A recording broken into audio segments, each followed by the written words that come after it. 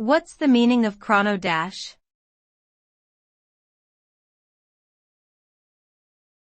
Chrono.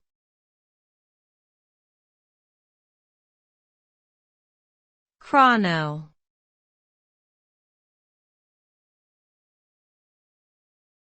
Chrono.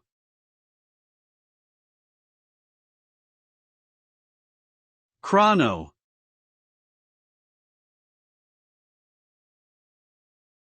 The prefix chrono dash is derived from the Greek word chronos, meaning time. It is commonly used in English to refer to various concepts related to time, such as chronology, chronometer, and chronicle. The use of chrono dash is often associated with precise measurement or recording of time, as well as the study and analysis of historical events in their chronological order.